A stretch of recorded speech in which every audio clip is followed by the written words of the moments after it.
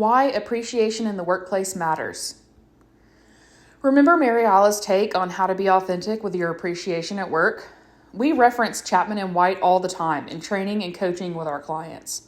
To celebrate Valentine's Day with full hearts in the workplace, we're bringing you an early look at the new updated version of the 5 languages of appreciation in the workplace.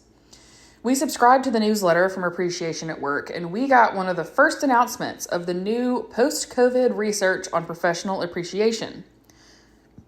Right away, I asked the team if we could do a blog about it. New research? Yes. Here's the blurb we got from Appreciation at Work. Appreciation at Work has done peer-reviewed research and polling through and post-COVID.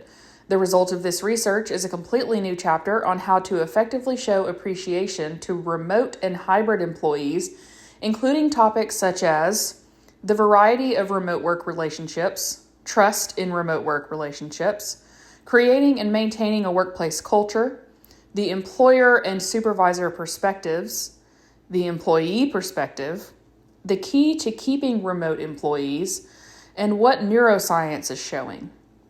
This edition also includes updated research with 50-plus citations of data shared about the importance of appreciation and its positive impact on the functioning of businesses and organizations, including increased productivity and higher profitability when your employees feel appreciated. I read it, I loved it, laughed, cringed, and mostly just appreciated for the millionth time that Gary Chapman and Paul White adapted the love languages for professional relationships. They present their research on appreciation at work in a relatable, real-life way. Here are some of my favorite quotes, classic and new.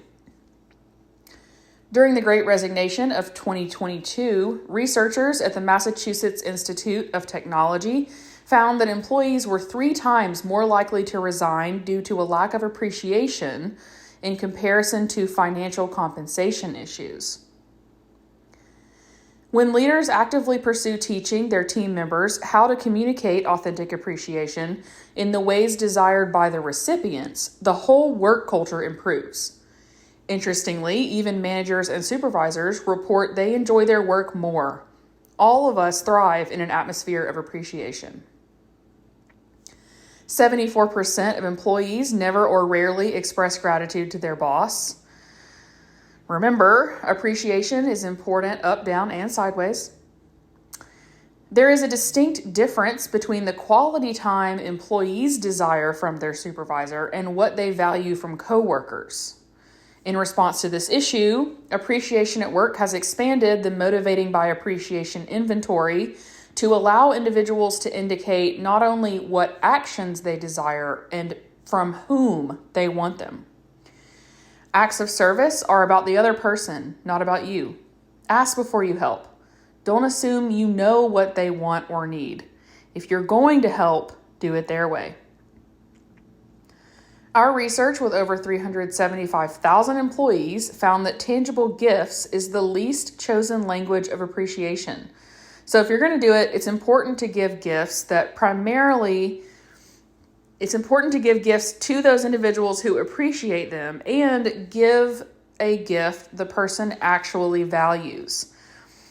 A few months ago, Lori wrote about the Horizon Point team's take on gifts in a blog called A Few of Our Favorite Things. Check it out.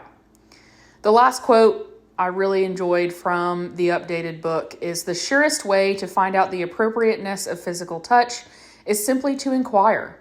Many people appreciate a good high five, fist bump, or handshake to celebrate a job well done. Just check with them first and don't hold it against them if they prefer not to touch. Chapman and White also devote an entire chapter to the ROI of genuine appreciation. There are a few charts from the book that are featured in the written version of the blog. Regarding remote and hybrid teams, Chapman and White basically say the needs are the same as fully in-person teams, but the intensity of certain needs are different. So here's that snippet from the chapter on remote teams.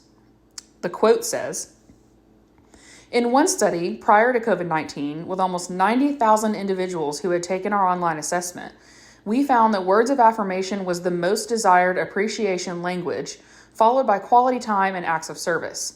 But remote employees chose quality time as their primary language of appreciation more frequently, or 35% of employees, than workers who were on site, which was only 25%.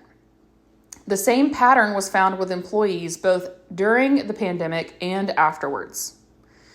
So they go on to say that the single most important lesson they learned for effectively communicating appreciation to remote colleagues is that one must be more proactive than in face-to-face relationships. The most important factor is to understand, affirm, and relate to your colleagues as people.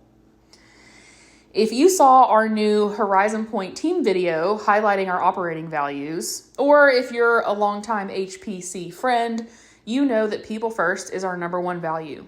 We're all just people with the same ups and downs and the same desire to be loved, appreciated, and valued. If we were to sum up the 5 languages books in the simplest terms, we'd say, be people first. Be people first toward yourselves and be people first towards others. If we remember to be people first, we just might get better at genuine appreciation all on our own. Now that's the end of the blog post, but I do include a blurb at the end for individuals or teams interested in learning more about the 5 languages of appreciation in the workplace. We highly suggest starting with the MBA inventory created by Appreciation at Work, and then reading or listening to the audiobook.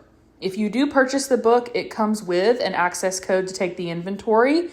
You can also jump straight to the inventory with a single access code or codes for your entire team online. And this is where I say that we are not being paid to promote any of this. We just really like it and believe in the value of genuine appreciation at work.